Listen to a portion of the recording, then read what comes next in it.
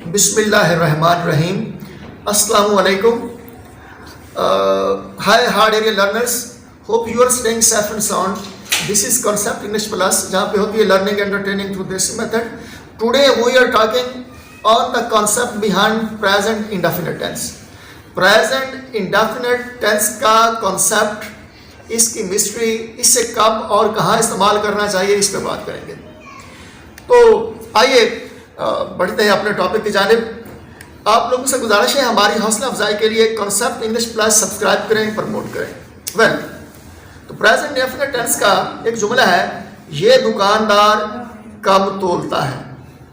ये दुकानदार कम तोलता है. This shopkeeper gives short measure. ये ट्रांसलेशन हो गया. एक और जुमला, कुछ लोगों के तो खोटे सिक्के भी चलते हैं. कुछ लोगों के तो खोटे सिक्के भी चलते हैं. तो ट्रांसलेशन इसकी प्रेजेंट इंडेफिनिट में कुछ यूं होगी, some peoples even falls coins run. Some peoples even falls coins run. वो रोजाना तस्बीह करता है. ट्रांसलेशन इसकी हो गई, ही काउंट्स बीड्स डेली. एक और जुमला, हम नमाज से पहले वजू करते हैं.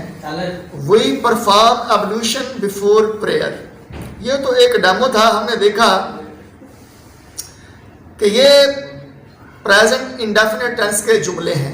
रवायती अंदाज में तो यही बताया जाता है इसका कंसेप्ट के उर्दू फिकरात के एंड में ता है, ती है, ताहू वगैरह के अल्फाज आते हैं. एक बात तो ये वो कंडीशन पूरी हो रही है.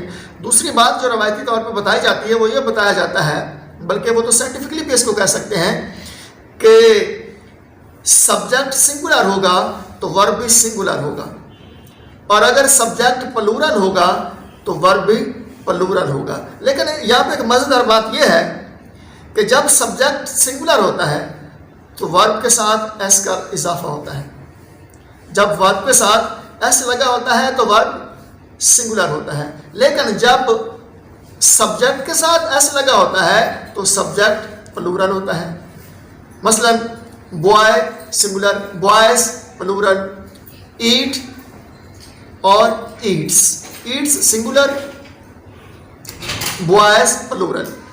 वर्ब के साथ एस लगा, वर्ब हो गया सिंगुलर.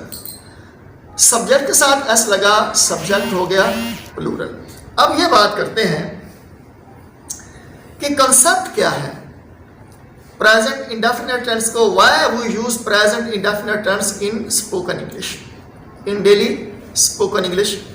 उसमें हम इसको क्यों इस्तेमाल करते हैं? तो इसके 3-4 कंसेप्ट हैं. अगर वो फिंगर टिप्स पे आ जाए हमारी, तो ये जो टेंस है इसका फैसला करना कभी भी हमारे लिए दुश्वार नहीं हो सकता कि अगर ये जुमला आया है तो कौन सा टेंस इस्तेमाल करें, अगर ये जुमला आया तो इसको किस टेंस के हिसाब से देखा जाएगा.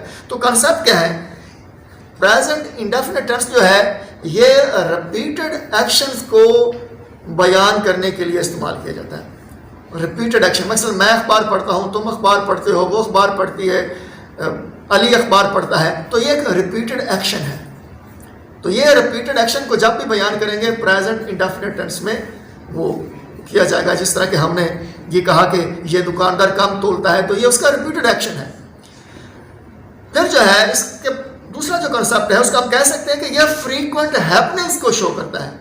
ऐसी हैपनिंग्स जो बार बार होती हों. मसलन हमारे यहाँ जुलाई में बारिशें होती हैं, वो झूठ बोलता है, लाइक दैट. तो जो फ्रीक्वेंट हैपनिंग्स हैं उनको बयान करने के लिए भी हम प्रेजेंट इंडेफिनिट टेंस इस्तेमाल करते हैं. जैसा कि हम नमाज से पहले वज़ू करते हैं, तो ये हमारी ये एक फ्रीक्वेंट हैपनिंग है कि नमाज से पहले हम लोग वज़ू करते हैं, इसलिए हमने इसको प्रेजेंट इंडेफिनिट के हिसाब से ट्रांसलेट किया. फिर मामूलात ज़िंदगी जो हैं या रूटीन्स जो हैं, रूटीन्स और मामूलात को भी बयान करने के लिए प्रेजेंट इंडेफिनिट टेंस इस्तेमाल होता है. मसलन मेरा बाप गाय का दूध दोता है, ये इसकी रूटीन है, उसका मामूल है. तो इस किस्म के जो जुमले हैं उनको प्रेजेंट इंडेफिनिट टेंस के हिसाब से ट्रांसलेट करेंगे.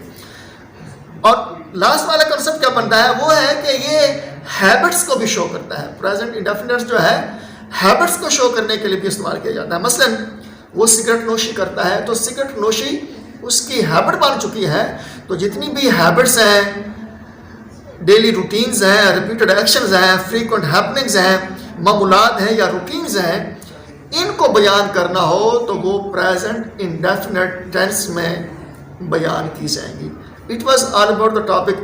پھر بھی if there is any problem, please feel free to comment us. ایک دوسرے کا خیال رکھیے گا. اللہ حافظ.